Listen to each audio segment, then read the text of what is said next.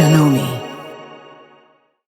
Let me show you what we're doing today. I came up with a little project. You don't even have to do this project if you don't want, but I wanted to take some of the tools that we've learned, some of the knowledge that we've learned, and put it to use. And that way it reinforces you to use it and to get used to where things are and how to just use the tools and, maybe why they're there, that kind of thing. Because sometimes you think, oh, why would I ever use that? But as you go along, you're like, oh, I could use that tool. So I did a little project, and I'm going to put the camera on the project now so you can see that. And here's our little project. I did a little bit with the lettering up here. So we'll go into, this is just straight lettering. This is using a curve. This is text on path, so you can see that.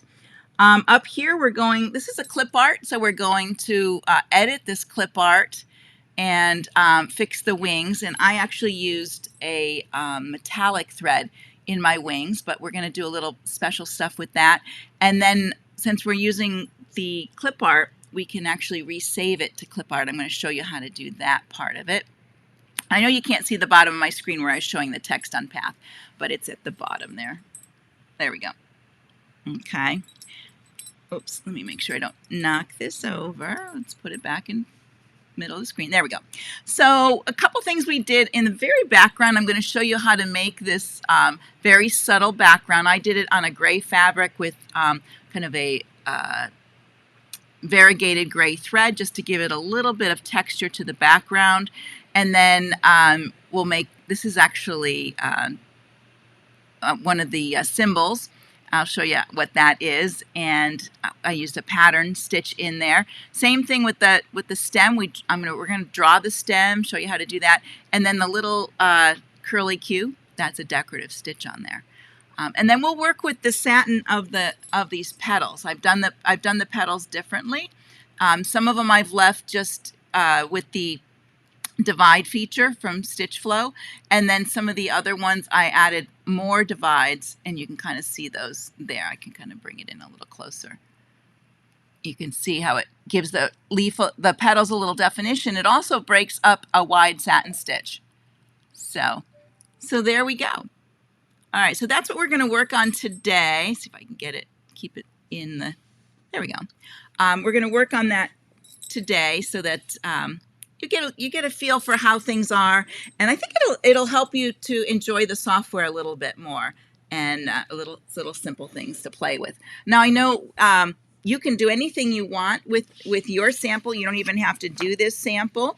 You can experiment and try different things. I just wanted to show you a smattering of things using some of what we've learned in the software and put it to practical use if you wanted to. You don't have to.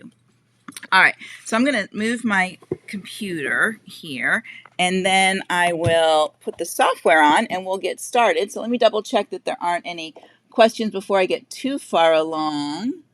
Let's see. All right, welcome everyone. Very, very, cold down there in Texas. I know, I have a couple friends down that way, yeah, it's tough. It's tough when when you don't get that cold weather, and then you get this temperatures you've never had, and you're not prepared for. So that makes it really, really hard. All right, so let me put the software on, and we're going to start with, let me get the software. There we go. We're going to start first. Here's my picture. I'm going to zoom out so you can see it. So here it is. We're going to first start with working with this bee. And I've played with this bee before, but it's a good example of how you can edit embroidery. And that's why I like to show it. So one of the things when you're working, sometimes I work all on one page. So I'll open a new page and I'll create everything on one page. And sometimes I slide things way over here to the right or the left or off the area. And of course, then my hoop will be pink in here because it's outside, which is no problem. And sometimes that works well for me. It depends. Sometimes it gets kind of muddy in the sequence window when I'm trying to, over here, do things with sequence. Because things get kind of in weird order, and then you got to go find it. And if you have a lot of parts, that can get cumbersome. So when you're creating something like this, you can always put things on separate pages and create on a separate page and then bring it over to your main page. Okay. And one of the things I'm going to try to remember to do this when I'm talking with you, especially when you're first starting, or even for those of us who have been doing stuff for a very long time. When you go to start your project, it's really good to go and make a folder or have a project folder. And then in the project folder, maybe you'll have a subfolder what this project is. Maybe this is, Spring Sampler. So in the Spring Sampler, you're going to have and I named this one Spring Design. So you might want to get in the habit of, and we're going to talk on Thursday's class, we're going to do embroidery organization. We're going to talk a little bit about that on Thursday's class. But you want to think about how you work with your files and how you're going to remember where you put things or how you're going to search for things. And there's ways to tag things and search that way. But I do recommend when you first start your project that you make a folder to say, or have a folder that you're going to save your design in. And when you make your new page, name your new page what it is so that if something happens, you still have it and you don't forget to save your design. It's just instead of waiting to the end. I was a person who saves at the very end, but I'm getting better at when I open a new page like this, I'll open a new page. And then I may come right up here right away and go File, Save As. And you might not be able to see my very top line, but that's where File is, which you'll find there. And then, or I could have used the Save button here. It would open the same window. And in here, I am on my Mac. It's just a different look. When you're on the Mac goes kind of left to right, and on a PC, you're from top to bottom. Everything sort of makes this tree. But on a Mac, it pops kind of out more to the left. So right now, my Spring Design is in my Skill Builder 7 folder. All right, so I can open this up. So these are some other folders that I have. Okay, so I have a Skill Builder and I have my Skill Builder 7. So it's in my Skill Builder 7 and I already have the Spring Design in there and I can name this one up here and maybe I want to put it as maybe Spring 1. And if I'm making different parts, I might have Spring 1, Spring 2, Spring 3. I can delete them all later on once I get them all on one page so they're not clouding everything up. But, I could do that. And here I might want to I could tag it as flower.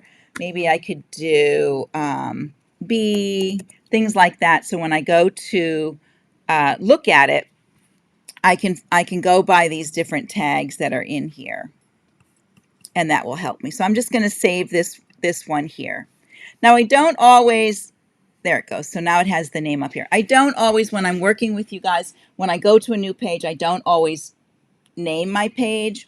But I just wanted to show you how that works so that you can have your different pages up here. It might be easier to find them than it says new 5, new 6, new 7, and so forth.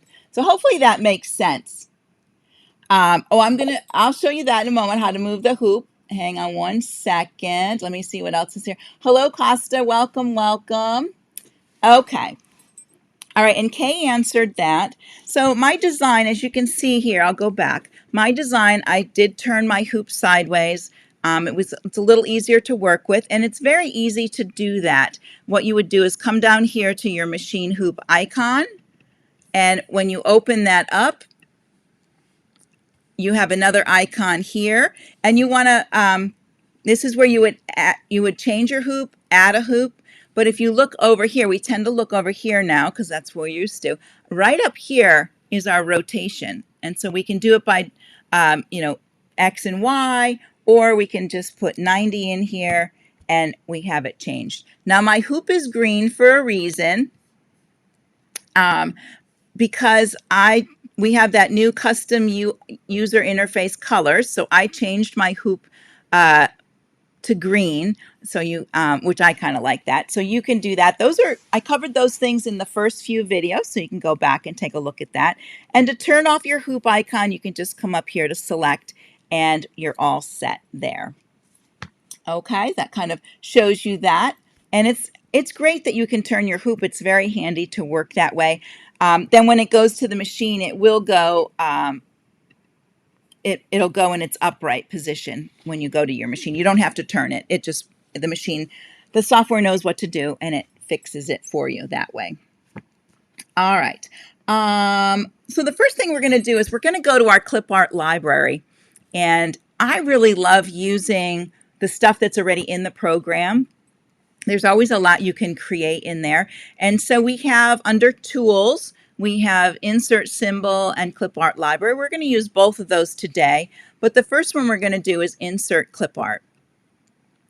And the one we're going to use is the B. So I did note in here B. You can actually type in here B, and it'll bring up the B right there. And you're going to select it and hit Insert. And if you noticed in there, it had a directional arrow. So you're going to click and drag like this. So, and you can make it as big or as small as you want. So we're just going to go to about this size. And I'm going to move it to the, well, maybe not to the center. I'll just move it up a little bit so we can, here we go. We'll move it over this way a little bit. There we go. All right, so when I click off of that, you can see, and maybe the designer wanted this type of look on the wings, and that's fine. It wasn't something that I wanted, so this is something I changed on mine. I changed the what's here in the wings part of it. So I do want to delete that part, and when I select this, I can't select one part. It's all connected. So if I can right-click and ungroup. And then if I click off of it, I should be able to select that part. I can select it like this. I can also use my used color box down here. And I can right-click. Hang on a second. If I right-click, you can click on here if your fingers are working the right way today. Yeah, hang on a minute. I want the other menu. Well, it's not. My mouse pad and oh, there it goes. If you do a hard click on a Mac or a double click, I think, on your PC, you'll get this little menu, and I can select by color. And I know that's the only part in here that's that color, so I can select both of those parts.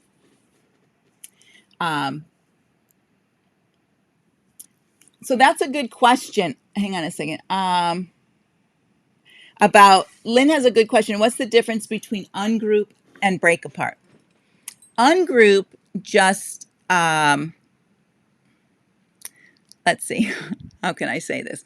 I think break apart makes everything into more finite objects.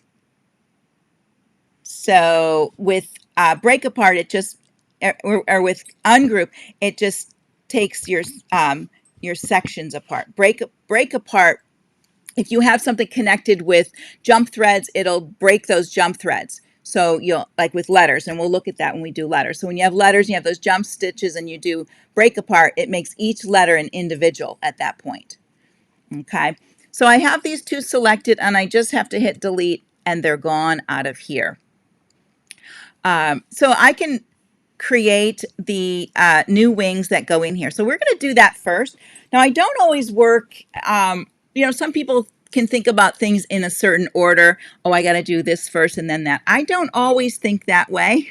Sometimes I do one thing and I'm like, oh yeah, I want to go back and try this thing too, and go from there. So we're going to work the kind of way I work, but your mind might work a little different, and there's nothing wrong with that. There's nothing wrong with that, because we all get to the same place at the end with a design we like. So to make these wings again, I decided I would use the outline shape tool, and we talked about this and how there's different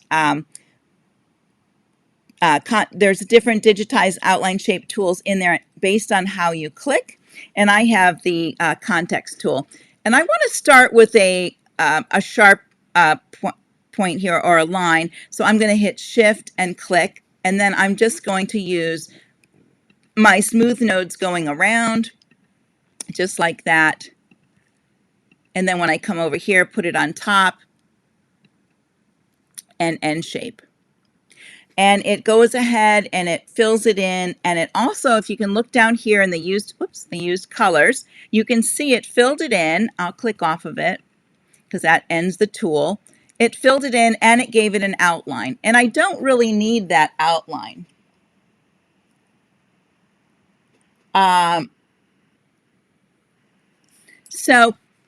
Oh, Teresa, I'm not sure what's happening with yours, and maybe we'll talk about that in a moment.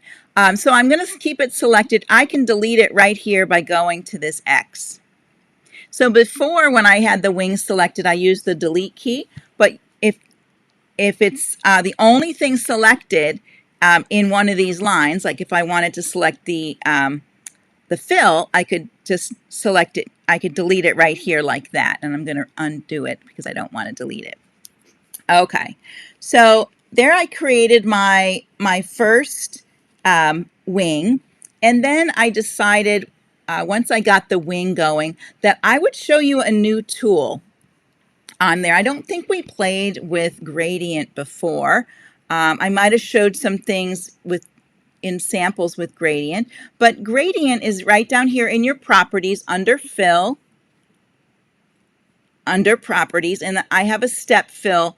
If this was a satin fill, you don't get gradient under satin fill, but you do with step. And of course, I can pick different step patterns if I wanted, but we're going to work with patterns in a moment and something else. So gradient, let me show you what gradient does. I'm going to use a negative number, and I'm going to put -200. And I'm actually going to change the color of this wing so you can see it. Maybe I'll make it this purple color. There we go. So you can see how gradient changed the density of this. So it's lighter here and it's darker on this side. And by changing the density amount, or the gradient amount, maybe if I did -300, it would be even less. That's pretty nice. I like that. I sort of wanted my wings to look lighter. So this is one way I went with that. And then I also decided, it's full on this side, but lighter density here, and I want to move that around. So I used my stitch flow. So over here is stitch flow. And depending on your stitch type, you'll get different things here. With satin, you get more options. With step, you just get direction. And I can move the direction of this by putting my little line in there. And then if I just move it around like this, I can move where that intense part is on my piece. Let's turn a little bit this way. There we go. So I used my stitch flow tool to move the gradient around in the shape. Isn't that pretty cool? So, you can, if you're editing an embroidery, this is something you could do with your embroidery. And then I went ahead, when I stitched this out, I stitched it with a metallic thread, and it really looks nice. You can even make this into an applique if you wanted, and that would be another day we would do that. But this is using stitch flow and direction, and you could move around that shape. Now I'm going to click off of there to turn that off, and I'm going to click off my design. And I do want this to be behind my bee, so I can select it again, and if I right click on here, maybe today, there we go, I can go down here to order, and I can move it to back of design. So remember what I said about tools. Sometimes there's more tools on there. So I'm going to just move it to the back of the design. And that way it's behind this piece and also this top piece here. All right.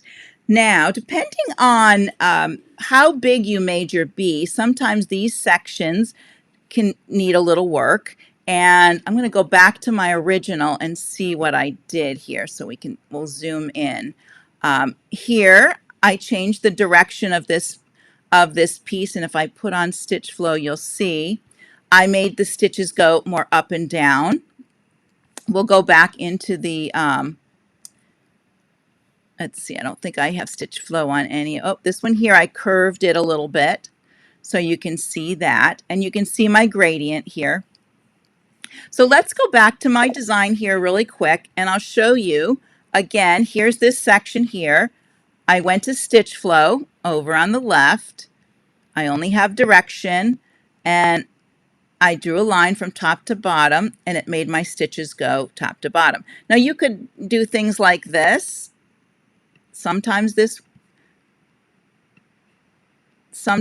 works.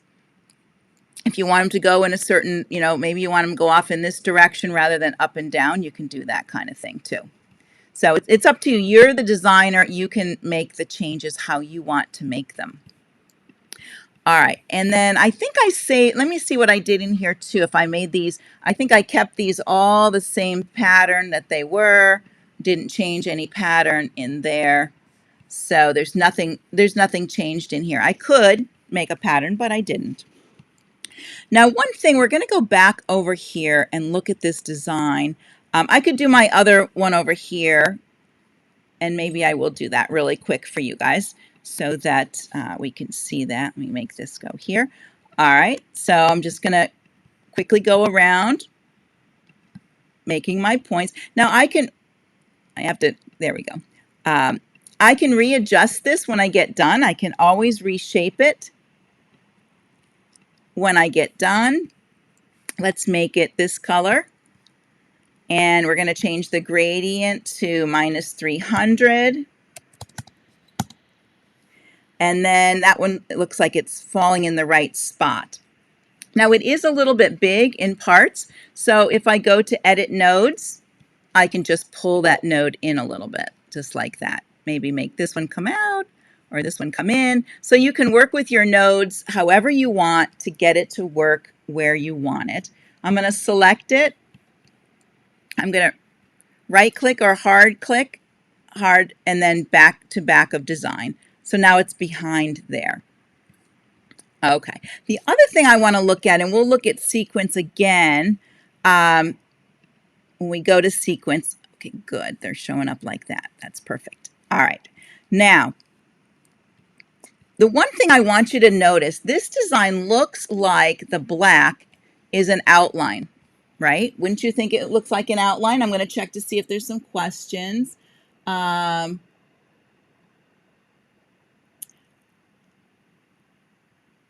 Okay. All right. So Sharon asks, when do you use different nodes? When you do shift and click, it makes a cusp node or a straight line node. So let me just do a little thing out here. So if I shift and click, I'm going to get straight lines. If I just click, I'm going to get curve lines. So I can go between however I want to do them. All right. Does that make sense? So if I want sharp points, like the bottom part of my bee wing was pointy, so I really wanted a sharp point there. I could have done just smooth nodes all the way around, but the bottom of it might have bowed out a lot, and I would have had to do more editing in that area. So, and when you have your when you're using your Digitize tool, it's active until you end it or you hit escape, and then escape ends it, and then I can delete it. All right, so it's active. Anything that's over here that's blue is active, and it's still working. So sometimes people things get happening, and you're like, oh, why can't I get out of there? You can hit escape. That'll help you get out of there. But I wanted to talk about this black part. This black part is not a satin outline. When I click on it, look over here. It's a fill. it's a step fill.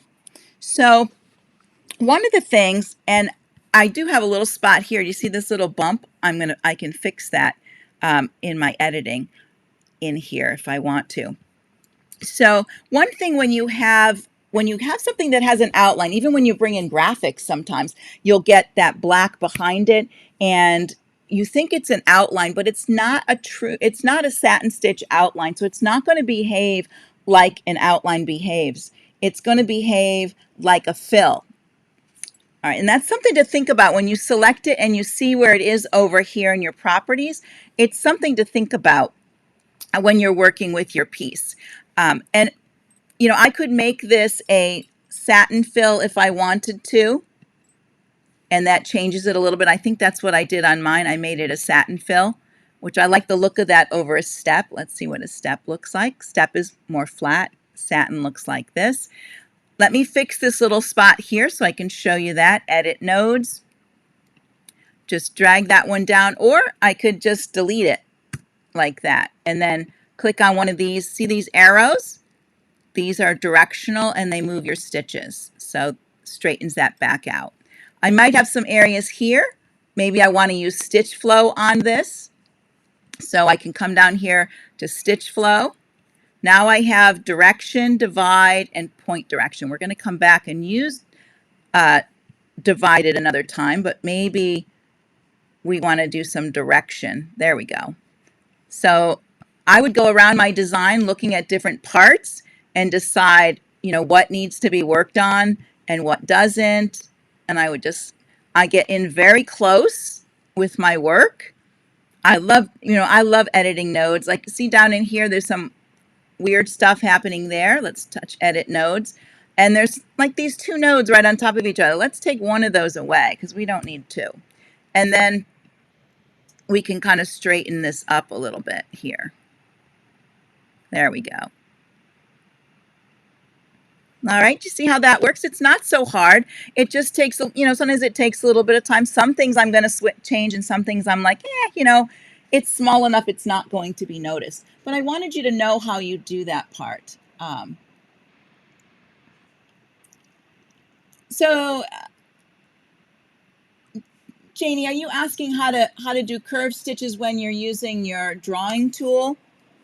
That is when you would just left click for curve nodes, and if you're drawing them, you're just left clicking and that makes curves. If you shift and click, you're going to get lines and corners. And let me select that and delete that, I think, if that was your question. In my sequence, the stitches are showing, but on the hoop, everything is solid color. I'm not sure what you mean, Susan. I'm going to have to think about that for a minute. Okay. So now that I've done that, one of the things I've noticed on my design is I want let me see if it's in my sequence where it is. I want the outline to stitch last. It's not really the outline, remember that, but I want it to stitch last. And when I move it, I'm going to show you what happens. Let's move it to the bottom here. So I'm holding it and sliding. When I do that, look what happens to the bee. This is because it is a fill stitch and it's going to fill back in. So I'm going to undo that. To fix that, I'm going to select all of this. I'm going to actually take this green away. Let's see. There we go. I'm going to select all of this. And I can either right click and pick shaping, or I can go up to my toolbar, shaping and trim. Oh, and I have to put, oh, what's going on with that? Hang on a minute. Let's undo that. What do I have connected here?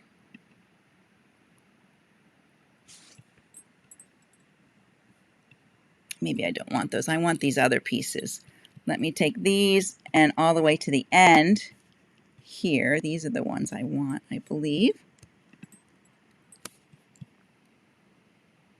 And shaping and trim. There we go. All right. So now when I move this, it should, hopefully, if I got all the pieces, there we go. I should be able to stitch that now at the end. You can see the black doesn't come through. And what the trimming did is the trimming put, you know, I don't really know how to say it. It's like a cookie cutter. It cut through everything, so it's going to keep, everything's going to keep its boundaries at this point. Does that make sense? Oh, okay. All right. So let me just double back because we're going to go back into saving this. Two things people asked. One is how I did the gradient. And with your piece selected and a step fill, right down here in your properties is gradient. And to make less stitches in there, you do minus. And if you wanted more stitches, you would do plus. And I think you can go up 500 and down minus 500 on there. There's some other cool things that you can do with this to make shading, and we'll do more with gradient another time. I just want to give you a little taste of gradient, and I think it works well with these this part.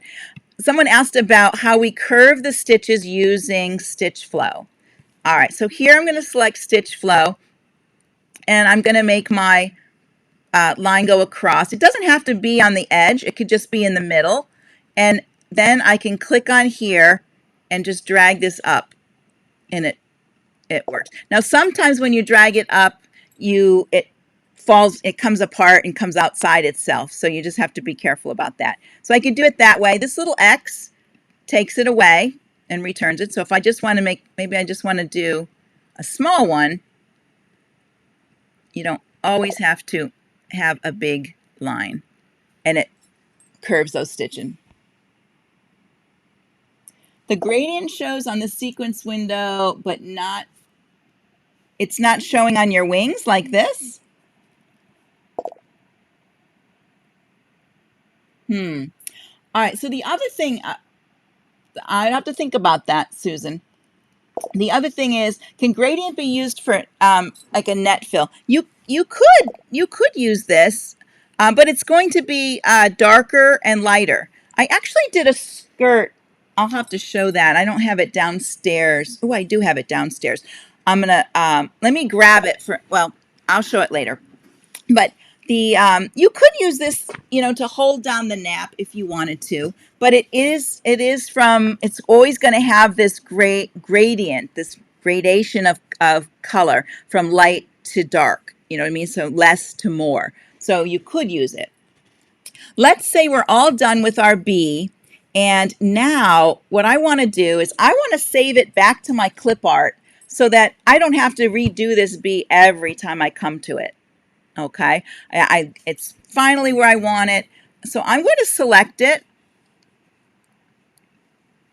And then I'm going to go up to my tools, clip art library, and see where it says create clip art. I'm going to click right there. And when I click right there, it's going to give me that little plus mark so I can decide where I want my drag arrow to go. So I'm going to do that and see how I've got the arrow. And I think I want it to go from here to there. Once I do that, I get this window here. And right up here is where I want to name my design. All right. And I'm just going to call it, we'll just call it AA right now. AAB. There we go. And insert. And then it'll give you another little crosshair. You can see if it's working. And it is. So let me just move it so it's on the, there we go. So there it is. Let me show you it in the clip art. Insert clip art. It's right up here at the top because of the way I named it, but it might be in other places too. I have, I think I have one under new. Let me just see. See, some I didn't name. So here's some other ones I put under new objects. So no matter how you whatever you name it, it's going to be in here. The other thing is right below here, I didn't name this one. I'm going to select this one and show you this. Let's see if I can get my, there we go. So you can even, you know, you can put a signature in there. You can really save pretty much anything into the clip art, which I think is very, very handy so that you end up with you know, your own designs in there that you don't have to fix every time. So I think it's really handy. You know, there's some fun things. Maybe you brought in something that you converted to stitches and you want to use it more often. Maybe it's a leaf or a flower or something like that. So instead of saving it in a folder, you can just save it right there in the clip art and it'll be there for you to use. All right. With the trim, you want to make sure that you are selecting all the parts that you want. Like I left out the wing, but I made sure I selected, let me see, well, he's going to have the trim in there too. I just selected the parts that I wanted to trim, and then I did it. All right, we'll do another save to there. I'm just going to come in here, and I'm going to type in A. I like this A. Let's make it a little bit bigger here. Oops. Come on. There we go. All right, so say I want to save this A. I do need to select it. Then I need to come up here to Tools, Clip Art Library, Create Clip Art. It's going to give me that crosshair so I can decide which way I want my arrow to go, like that. Then it pops in here and I would name it. And then down here I just do insert and then I can check that it's there. Pretty handy. So let me go back to the design, and I brought my bee in, and another time I brought in a second bee. Let's work on this background here, and so I can show you that really quick. Let me see what time it is. Ooh, we're going to go over again. All right, so on this background, what I did is I made a line of stitches, and this stitch is the, we're going to jump ahead. We'll go back to the flower and the stem, and I made a straight line and I used decorative stitch 191. So let's go over here. We'll go to a new page, and I digitized a line just like this. And then I selected my line, and over here it's an outline running, and it comes in as triple, but I don't want it as triple. I want 191. So I can put up here 191. There's my design. And then I made some changes. I did make the width 0.591. And I changed the length here to the same thing. Now, if I was going to use this in some places, I might not want it that big because the stitches are big when you stitch it out. Oops, what's going on? Why did it not? Oh, that's because this did not save.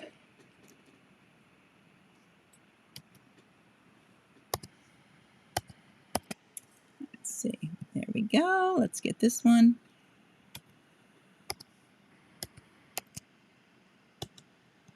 There we go. So I got my design like that, and then I copied and made a second one, and you can use duplicate or copy, and then I slid it to the side and brought it down like this and adjusted it right where I wanted it. Now I made sure that it fit when I had my hoop turned, and this one might not fit, but you would make it fit in your hoop. Oh, it does fit. Okay, there we go. And then I selected both of these. Let's go up here and get selection.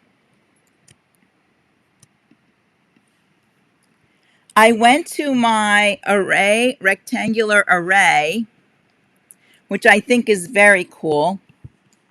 And I changed my vertical and horizontal. So they're in here together. You can see I have both of them. They're going to look like a solid at this point. If I wanted, let's see. If I wanted more or less, I could drag them out like this and they would increase. If I hit shift, I can make more or less of them. And I think I had 5 of them. And then you can bring them in as close as you want, kind of like that. Once you get it where you want, all you have to do is hit apply. And now you've made that nice background piece to put behind your embroidery. All right, so the other thing I did with this is once I got this done, and I'm going to open the sequence window. Let me go over here. And I wanted to make sure I stitched them from left to right. So I just clicked here to see where they were. And you can see as I go across that they are in order. I just double checked. If they weren't in order, or I wanted them to stitch in a different order, I could drag them around. So it would stitch that, then it would stitch there, and then it would go back to another one. So you can drag things around in your sequence window to get them in order of where you want them. And sometimes this is why it's good to work on a separate page, because you can get this set the way you want and then just copy it and paste it on your original page. So let's work on our flower, because I want to show you how I did this part, these parts here, and we'll go from there. So of course, you know, I probably used the circular array on this, and then I used the divide tool to get these little divisions in here. So let's do that really quick. All right, so I used my shape tool and the ellipse, and then I click and dragged my oval. Of course, I deleted that outline because I didn't want an outline. I changed it to a satin fill. Then I selected it. I went to my circular array. Depending on where I left my array last time is where it usually starts up. And I talked about the array tool.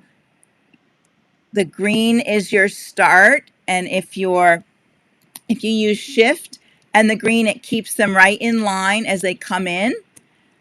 This one will circle them around. And you can add more if you do shift and drag, or you can use the numbers up here. And so let's make it back to, I think I had 7. There we go. And I brought them in. They're touching a little bit, but not totally like that. Once I had them where I wanted, of course, you touch apply, and there they are. Then I went in here and I decided they needed to be split. This is pretty wide. When I measure this, let's see what this is. Oh, I'm in millimeters. Let's put this in inches just because it's a little easier. Yeah, so these are like 1/2 an inch wide. This is probably really, really, really big. But so what I'm going to do is I have it selected, and I'm going to come over here. Now, I could have done this ahead of time before I did the array, but you know, sometimes you're not thinking and, you know, in order of how everything goes. So you can just come over here and say, oh, you know what? I do need to use divide. And at first, I just did them this way. And which I thought was going to be okay, but then when I was actually stitching it, they look like coffee beans almost. I decided they needed a little bit more, so I went back in and I did it this way. So I had my center one. Oh, that's direction. Hang on, I don't want direction.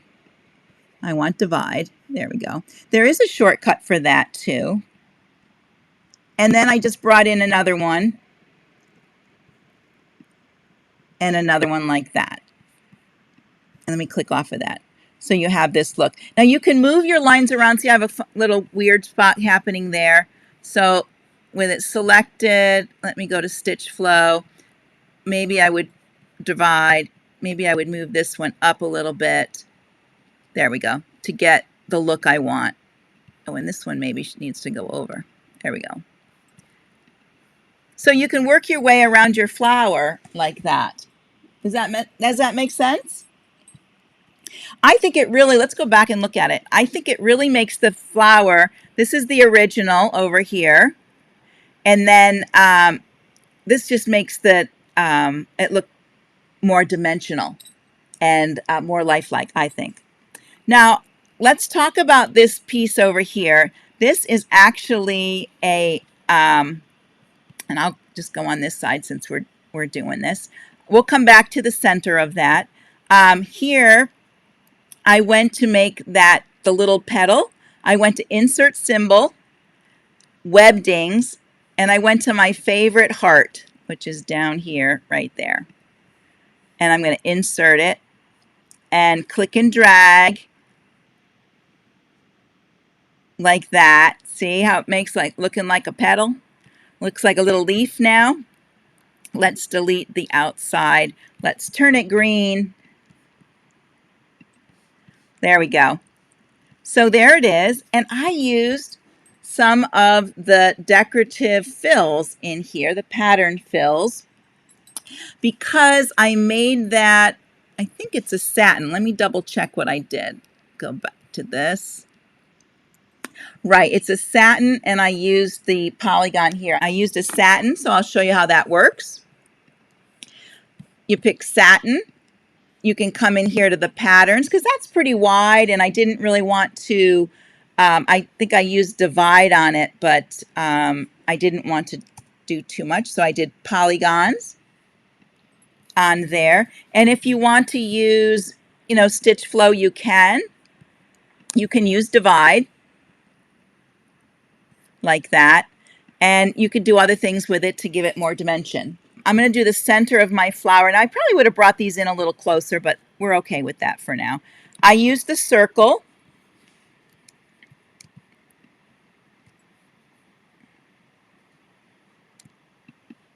Whoops, what's going on here?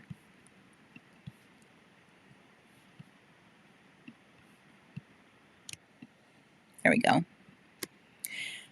And if you do control, I didn't use control. If you use control, let me undo that. If you use control and drag, I think, why is it not working? Here we go. There we go, command for me. You can drag a perfect circle.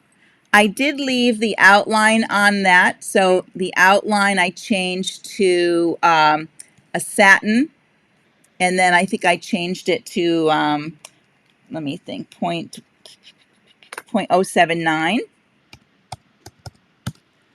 And I made it all yellow. Let's just pick 2 yellows here. And of course, on the inside part, that was a satin fill. And then of course, I just picked, let's just say that. Once you get done, you drag it on top of that.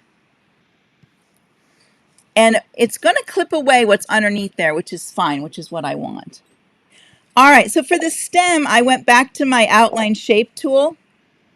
And, I just kind of did a thing like this.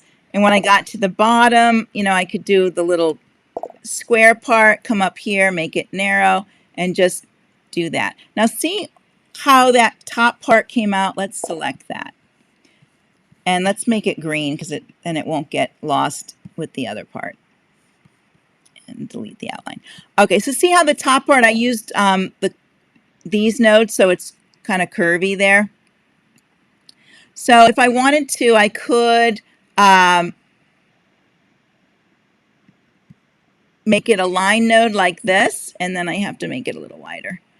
And then I could work with making it pointy at the top, so that it kind of comes into my leaf a little bit better. Okay. And then again, I went ahead and added a pattern into that one. And let's see what that pattern was back here. I think I know I wrote it in the directions. The pattern was wool 1. And of course, you just go over here and you can type in wool, and it gives it that little piece there. And then again, just to make that little guy right here, I drew him in, and you know, maybe he's going to go like this to there.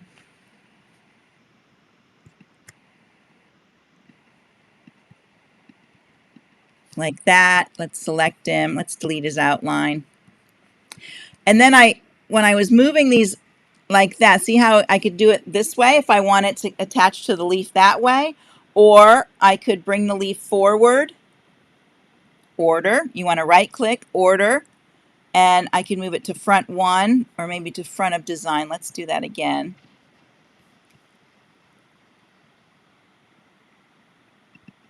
There we go. So it's on top. And you could do that in the sequence window if you wanted to. You could drag it around in there by going to your sequence window. Sometimes, you know, it's a lot to go through here, and you can click and drag things into position that way. But sometimes it's easier to right click and move it that way. See how it clipped the edge of that? So it cut the divide. So I would just have to go back and put them back in. So let me get stitch flow and divide. And then I would just have to put them back in because they clipped off the bottom of the petal. So it made the divide go away. And that's that whole thing about doing things in an order that way. You can also change it so it doesn't clip it away if you don't want it to remove overlaps. Sometimes I do want the overlaps. I want it to clip away the overlap so you don't have all that bulk underneath there. When you do edit nodes and you want to change a node, you can click on that node. Let's see here. Maybe we can click on a node today. Come on. There we go. When you click on a node, you can change, you can add a node, delete a node, you can make it a line, a cusp, or a smooth. A cusp node just gives you the straight line, but then when I do the one that says to line, it gives me some directional arrows to work with so that I can make things on there. So you can change your nodes just by clicking on them. The curly Q, which was pretty easy, basically, again, I just used my Digitize tool, and I started here, and I just did this kind of thing, and shape. And once I made it, let me select it. Once I made it, I was like, oh, that's kind of big. And of course, what do? You can go to your nodes, and you could bring your nodes in a little bit like this and make it look a little nicer, rounder, however you want. You know, you could play around with this. Maybe you want this in more and this way. So you can play around with your curly Q. And then I selected it. It's a running stitch. Just went in here and I picked my stitch. And for that one, I picked the curly Q 141. There we go. And then I put it on here, and it is kind of big in this picture. You can make it smaller, just like that, however you want to play with that. And you can add more of them. All right, so the last thing I did is some lettering. And let me go to the design here to show you that. So these first two, I just did them straight. I didn't do a curve or anything. I just left the positioning as it was. This one, I used a text on an arc. And then on the last one, I used on a user path. So let me show you the arc and the on user path. User path I really like, and I don't know if we covered that before. So let's go to We'll use this page. And I'm going to go to my lettering and text. And I'm going to type in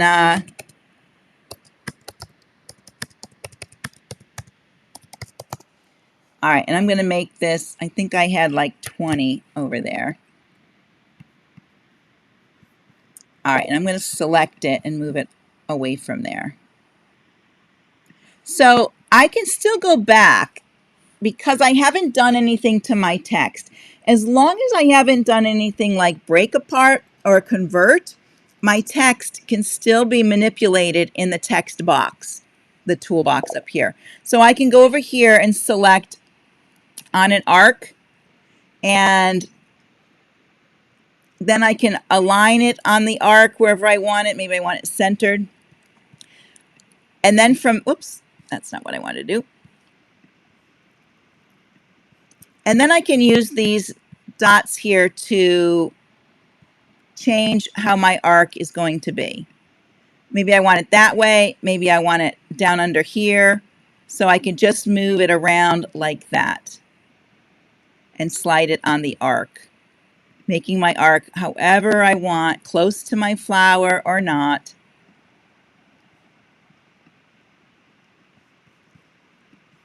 And there it is. Okay. So that's pretty easy with the arc.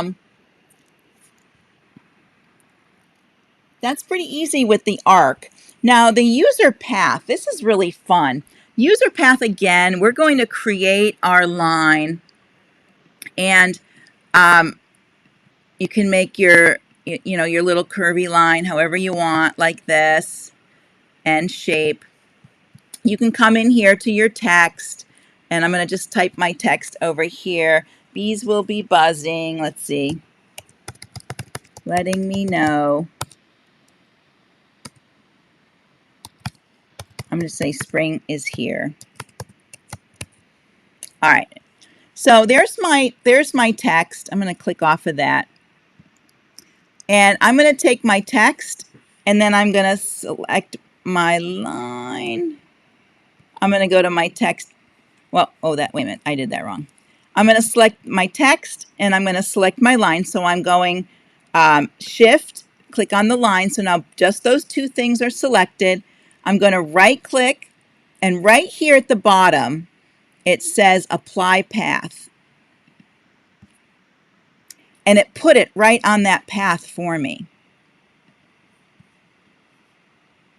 So there it is on my path. And I can go back and edit my nodes, and I could change the path, or the letters actually, and make them however I want on that path. I can reshape the path. Then I would delete the path, this path afterwards. All right, let me go back up so you can see that, and I'm going to click on this part, and I'm going to delete that. So there's my weird path. I can continue to go back and edit those notes and move that path. Isn't that cool? I did a little blanket for someone, and it had I did an embroidery of an elephant, and on this, he was like on the side, so I put the baby's name along the back of the elephant, and it just looks so cute. So you can play around. I just wanted to give you some ideas and some things to do with the software and with some of the tools that we learned, and how you can use them to manipulate your embroideries. You don't always have, when you bring in an embroidery that you've converted or something you're working on, you can really change the look of it by changing the pattern of the stitch. So I think that's important. And so let me put the camera back on here, and we'll see what's happening. So what I used on this, I used my medium cutaway stabilizer, but I hooped it with the fabric, and then I added 2 more underneath it, because it is some of these, if I bring them over here, this part in the center, this is a little thick. And actually what I did is I actually stopped it stitching when I was doing the flower, because I realized I didn't like that. And I fixed the petals, and then I sent it back to the machine and I restarted.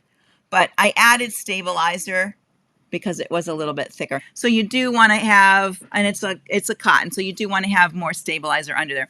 But I hooped one piece and then I floated the other pieces underneath, which I think is pretty nice because this part stitched first, and this did not need the extra, so I just did this with one layer, and then I floated the other two underneath it as I was going. Let me show you this part here. Whoops. The little texture on the bottom, it's hard to show that texture. Can you see it? I stitched that first on one layer of stabilizer, and then I added more for the rest of it because it just needed, those other parts need more stabilizer. And I don't know, I think I might make this into a pillow. I'm not, or maybe a pillow wrap. I'm really getting into more like pillow wraps because I don't need any more pillows. All right, everybody. I will see you later. Have a great day, and I'll see you on the Facebook page. Thanks for stopping in.